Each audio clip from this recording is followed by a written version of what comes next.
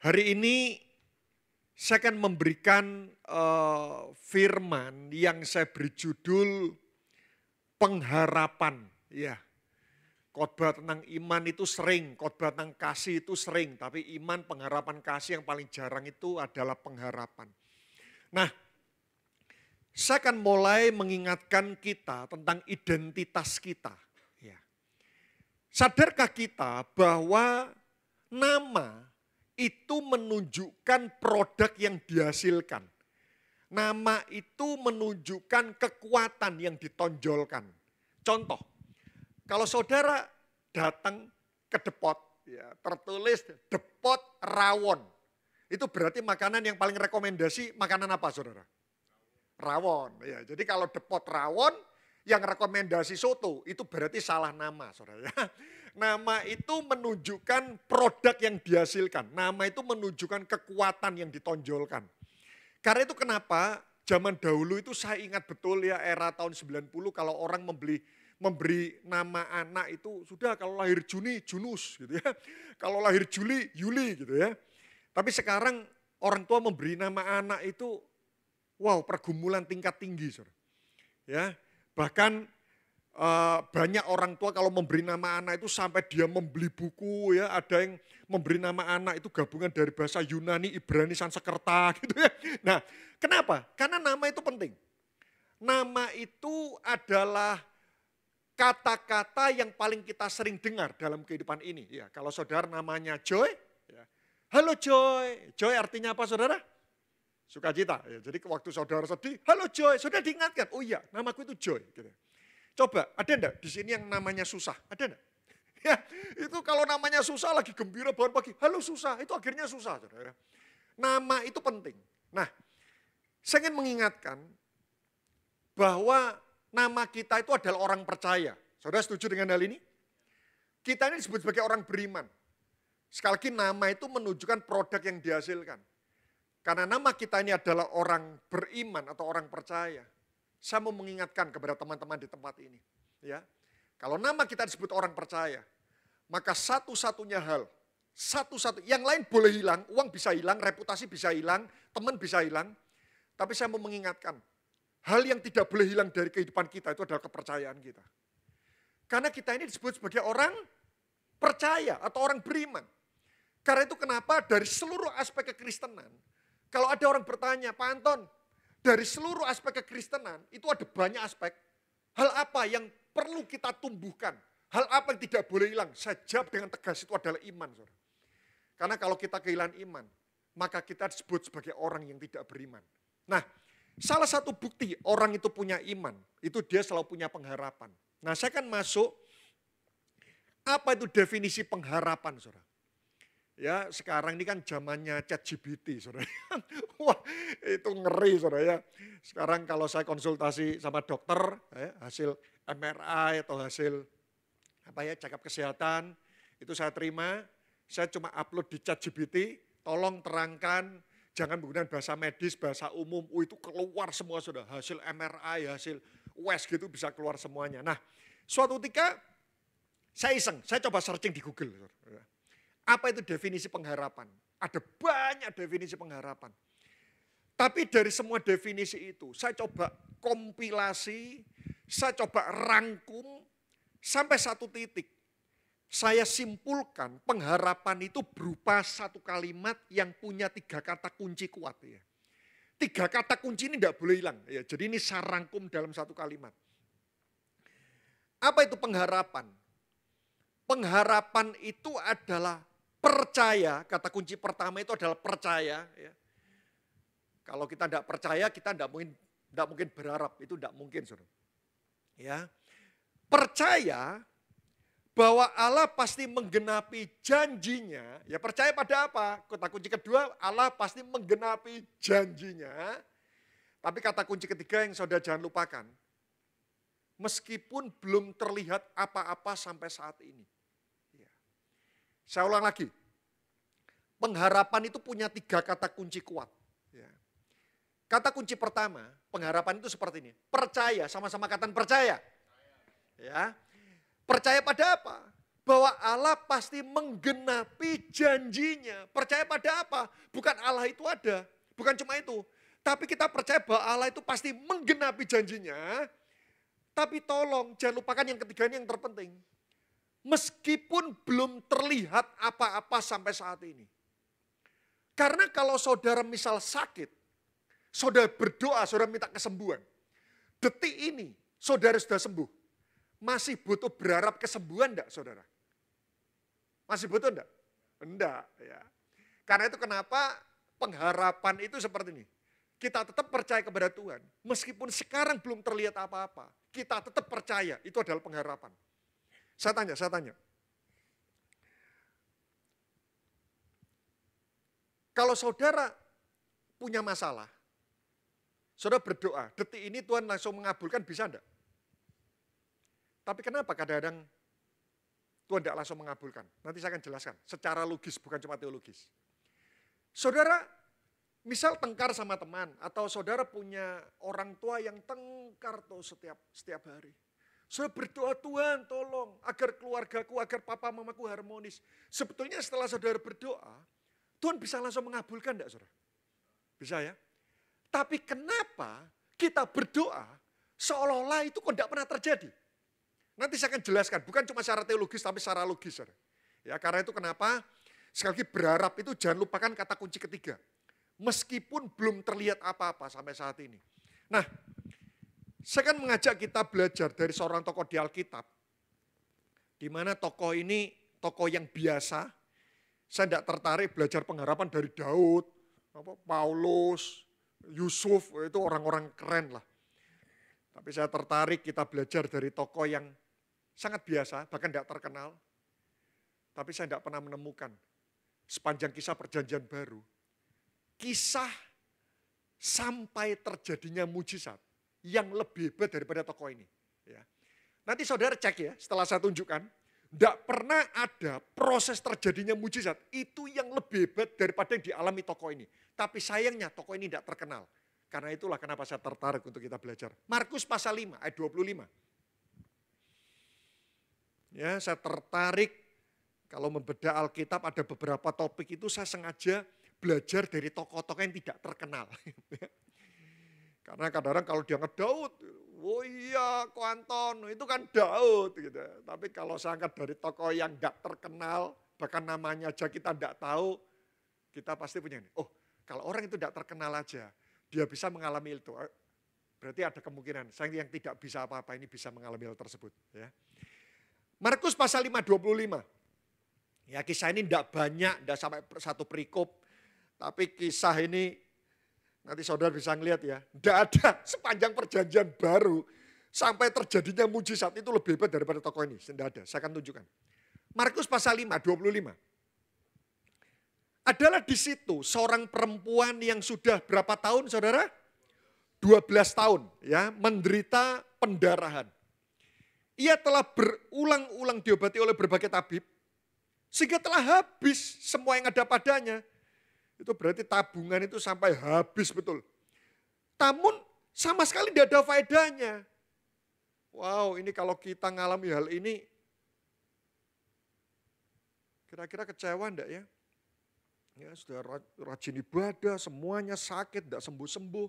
Bahkan uang habis sampai, namun sama sekali tidak ada faedahnya. Malah sebaliknya keadaan makin memburuk. Ya.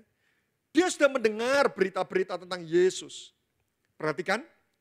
Maka di tengah-tengah orang banyak itu, perhatikan, sambil bayangkan proses ini.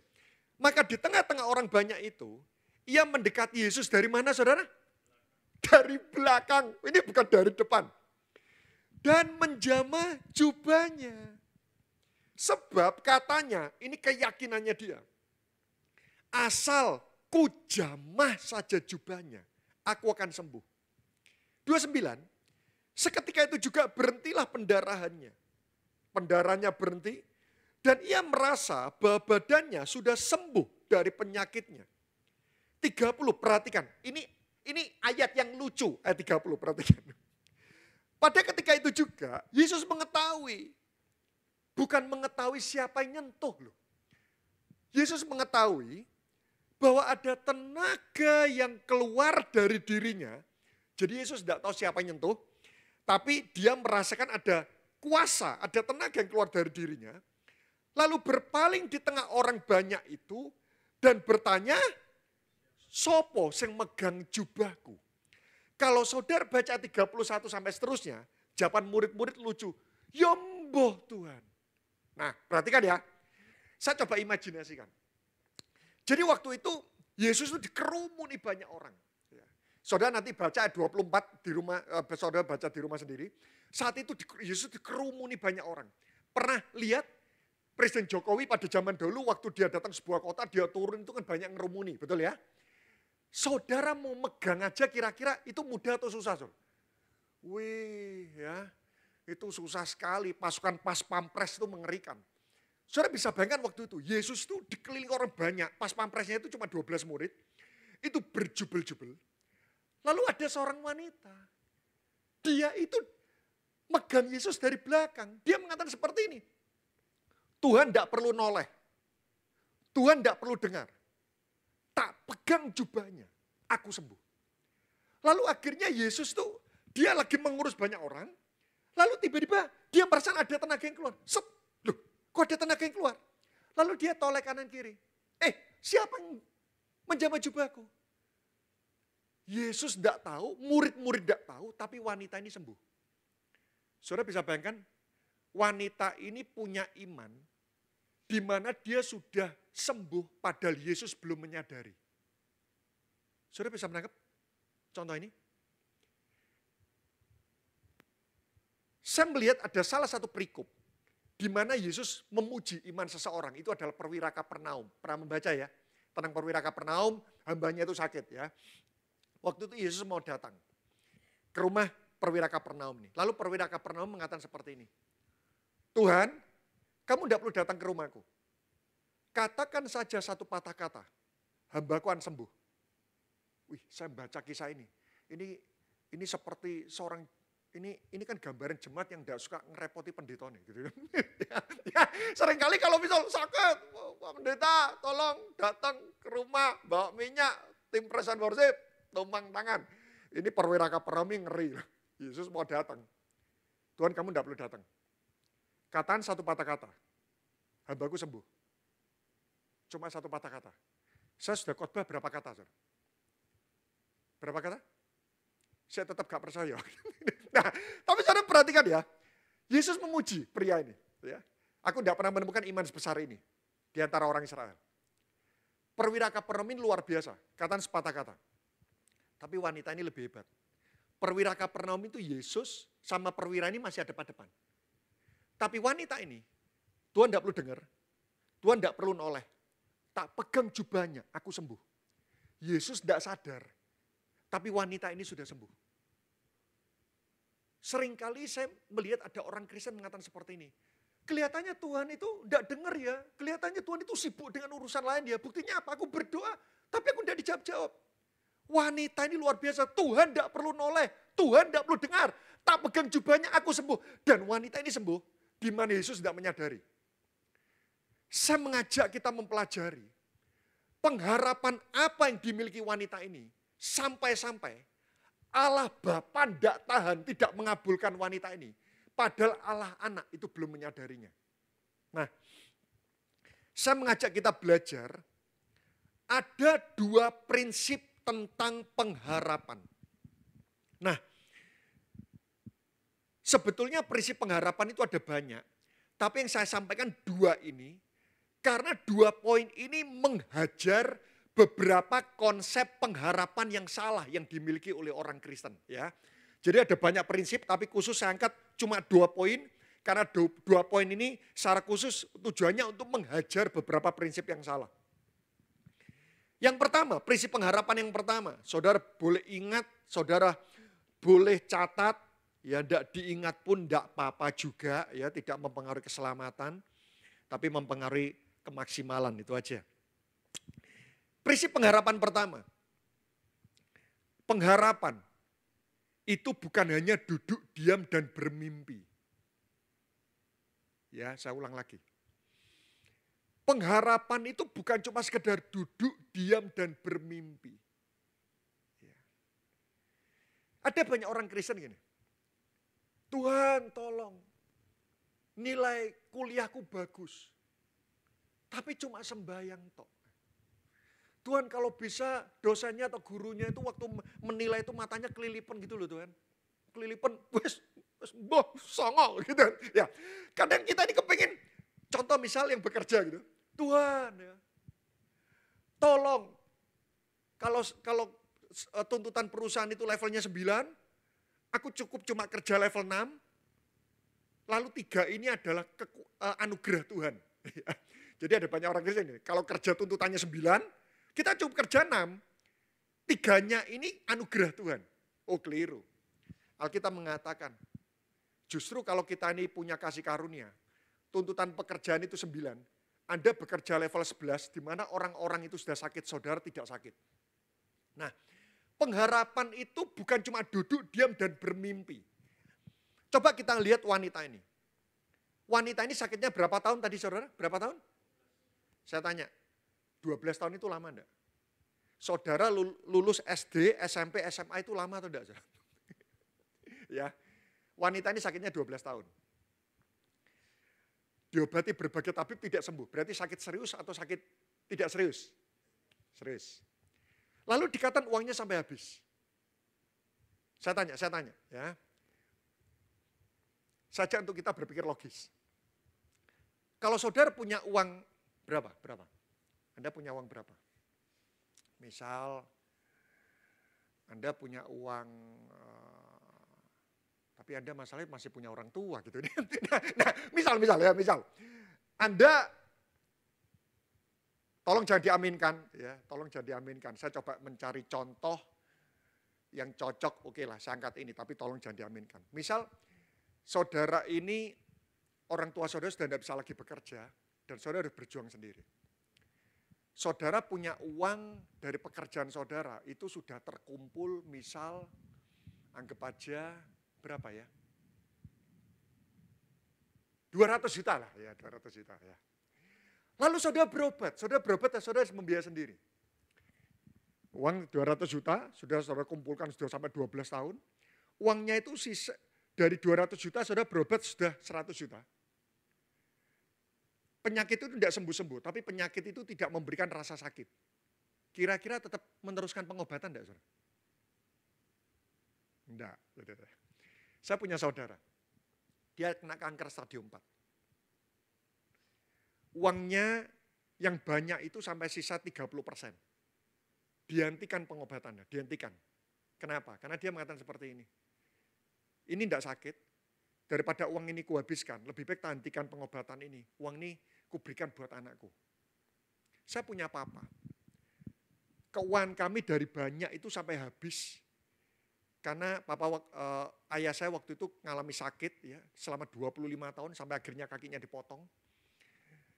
Kenapa uang itu sampai berobat sampai habis? Karena penyakit itu memberikan rasa sakit.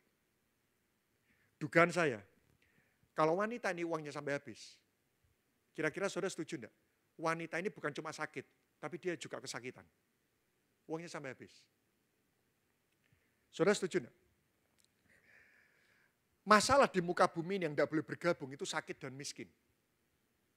Orang sakit tidak boleh miskin, orang miskin tidak boleh sakit. Setuju enggak, saudara? Kita sakit tapi kaya, masih puji Tuhan, asuransinya tebel gitu. Kita miskin tapi sehat, puji Tuhan. Tapi kalau sudah sakit dan miskin, saya rasa masalah paling hebat di muka bumi itu sakit dan miskin. Dan wanita ini sudah sakit, miskin, kesakitan. 12 tahun malah keadaannya makin memburuk. Kok rasanya tidak ada ya, masa yang lebih hebat daripada wanita ini. Tapi saudara bisa lihat ya, wanita ini, meskipun dia sakit, miskin, kesakitan, tapi dia itu waktu berharap kepada Tuhan, dia itu bukan cuma sekedar duduk dan berdoa loh. Dia berjuang, tak pegang jubah Yesus. Saya bayangkan waktu itu ya, Yesus berjubel, wanita ini waktu merangsek, ya dia kan sakit pendarahan ya, sambil pincang-pincang. Terus tiba-tiba nginjek kaki di sebelahnya bilang, matamu di mana? sorry Pak, saya sedang kesakitan. Lalu yang sebelahnya, ya sudah hati-hati jalan. Dia tetap berjuang. Lalu sampai akhirnya tak pegang jubah Yesus. Loh, orang sehat itu pegang Presiden Jokowi itu aja udah gampang. Saudara bisa bayangkan ya orang wanita ini kesakitan. Sampai dipegang jubahnya. Akhirnya dia sembuh. Seolah-olah seperti ini. Saya percaya waktu itu, waktu wanita ini berusaha untuk memegang jubah Yesus. Allah Bapa itu sudah tidak tahan. Sehingga waktu dia pegang, Allah Bapa langsung mengabulkan. Kenapa? Karena dia lihat perjuangan wanita ini. Artinya seperti ini teman-teman, saya mau mengingatkan. Pengharapan itu bukan cuma sekedar duduk, diam, bermimpi, merenung, dan berangan-angan di siang bolong. Hidup itu harus berjuang. Saudara setuju dengan hal ini? Ya. Kalau mau pinter, belajar. Beribadah itu butuh berjuang enggak? Saudara, saya tanya di tempat ini. Pernah bosan enggak datang ibadah? Seorang pernah bosan? Saya balik. Siapa yang tidak pernah bosan? Siapa yang di sini baru pertama kali datang ibadah? Loh, ibadah itu butuh berjuang. Bekerja itu butuh berjuang. Datang ibadah tepat waktu, itu butuh perjuangan loh. Dengar firman butuh perjuangan enggak? Loh,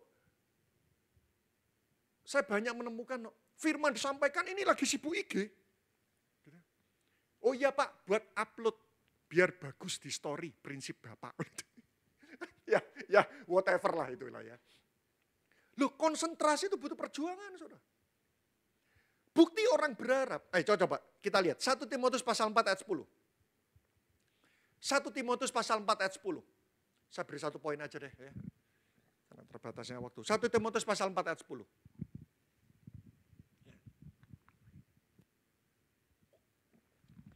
Ada banyak orang Kristen cuma sembahyang tok, ndak ada perjuangan, ndak bisa. Tuhan ndak bisa diyakinkan dengan hal itu. 1 Timotius pasal 4 ayat 10. Itulah sebabnya kita apa saudara? Berjeripayah. Wih, ndak cukup loh berjeripayah. Dan apa? Berjuang. Tuhan itu ndak cuma bilang itulah sebabnya kau berjeripayah. Ndak, kurang. Engkau harus berjeripayah dan berjuang. Karena apa? Karena kita menaruh pengharapan kita kepada siapa? Loh, apa bukti saudara berharap kepada Tuhan? Berjeripayah dan berjuang. Ya. Saya ingat saudara, saya cerita sedikit lah. Mungkin kisah ini tidak relevan dengan usia Anda, tapi tolong saudara petik kisah ini dari sudut pandang bahwa orang berharap itu butuh berjuang. Nah, saya pernah beberapa kali cerita di ibadah umum di tempat ini. Saya punya anak kembar, ya, itu lahir, yang satu itu jantungnya bocor, yang satu jantung bocor, mata hampir buta, ususnya melorot kena hernia. Gitu. Singkat cerita, anak saya yang pertama itu 1 bulan di ICU, anak saya yang kedua itu 2 bulan di ICU saudara. Jadi masuk itu barengan. Singkat cerita, setelah mengalami itu semuanya, setelah 1 bulan gitu ya, akhirnya anak saya itu harus operasi hernia dan waktu itu kami habis-habisan ya. Ditambah lagi yang satu ini harus berangkat ke Malaysia. Kenapa? Karena Indonesia sudah give up, tidak bisa menolong. Itu aja saya sudah bermodalkan cuma 3 kartu kredit, saya telepon bank, saya minta dilipatkan 3 kali lipat untuk membayar itu semuanya, saya gesek aja sudah. Tapi yang di Surabaya tetap butuh pertolongan karena kena operasi hernia. Ya. Waktu itu setelah 1 bulan di ICU, dua-duanya, saya memberanikan diri saya datang ke keuangan. Saudara. Saya ketemu dengan keuangan, saya mengatakan, Bu bisa ketemu dengan kepala keuangan, oh iya silakan Pak. Setelah saya ketemu, saya ngobrol, intinya saya seperti ini, saya mengatakan, Bu, Anda tahu anak saya sudah dua-duanya sudah 1 bulan di ICU. Yang satu ini harus berangkat ke Malaysia. Dan itu harus pakai helikopter rescue yang ada dokter semuanya. Anak yang satu ini harus operasi hernia. Apakah memungkinkan? Intinya, saya butuh keringanan. Lalu ibu ini mengatakan, tidak bisa Pak, kami tidak bisa menolong. Baik, terima kasih. Orang Kristen kan tidak boleh mengeluh dan menggerutu. Saudara. Terima kasih, saya pulang. Besoknya, Saya datang lagi. Saya datang lagi, saya ketemu dengan kasirnya. Bisa enggak saya ketemu dengan kepala keuangan? Loh, kenapa Pak? Datang lagi. Urusan kemarin belum selesai. Belum, saya katakan gitu ya. Akhirnya diketemukan lagi. Saya buka pintu ruangan itu, saya duduk. Oh Pak, kenapa? Ada apa lagi? Iya Bu, membahas yang kemarin. Anda tahu anak saya harus operasi hernia. Bisa enggak kami dapat keringanan? Lalu rumah sakit itu memberikan kata-kata yang menyakitkan. Ya, saudara. Bukan cuma ditolak, tapi dia memberikan kata-kata menyakitkan seperti ini. Pak, Bapak tahu rumah sakit kami sering menolong orang. Tapi saya pastikan bantuan itu bukan untuk Bapak. Saya kaget. Saudara. Saya ini dosa apa gitu kan? Saya ini melakukan kesalahan apa? Lalu usut punya usut, saya coba tanya. Lalu dia mengatakan seperti ini, bahasa medisnya ini, cacat mata, cacat kulit.